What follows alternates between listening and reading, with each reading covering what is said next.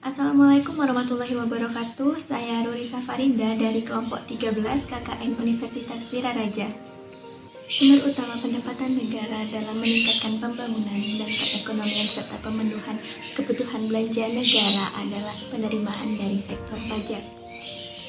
Pajak merupakan kontribusi wajib kepada negara yang terhutang oleh orang pribadi atau badan yang bersifat memaksa berdasarkan undang-undang dengan tidak mendapatkan imbalan secara langsung dan digunakan untuk keperluan negara bagi sebesar-besarnya kemakmuran rakyat.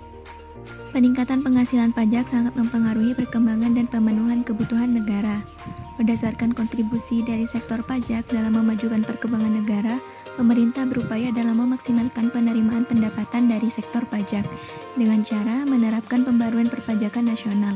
Hal ini dilakukan untuk lebih menegakkan kemandirian kita dalam membiayai pembangunan nasional dengan lebih sadar dan taat pada pajak.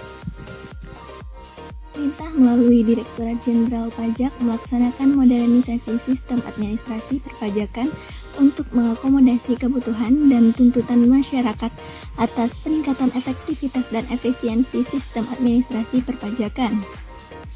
3 bentuk utama dari modernisasi sistem administrasi perpajakan yang telah dilakukan pemerintah adalah e-registration, e-filing, dan e-billing.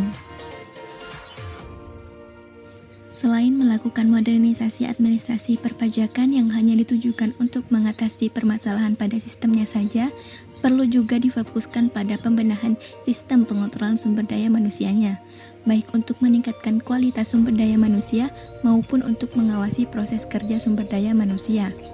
Semakin tingginya integritas sumber daya manusia pajak, maka dapat menyebabkan semakin menumbuhkan rasa percayanya masyarakat terhadap pemerintah dan otoritas pajak yang ditunjuk.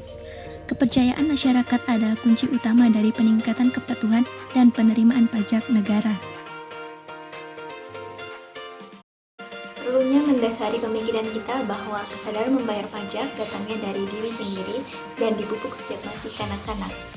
Salah satu langkah alternatif yang dapat dilakukan untuk membangun kepedulian dan kesadaran wajib pajak dapat dilakukan dengan cara melakukan pemahaman mengenai perpajakan yang dilakukan di lingkungan keluarga terlebih dahulu, kemudian meluas dalam lingkungan masyarakat dengan melakukan sosialisasi tentang kesadaran pajak dimulai dari diri sendiri.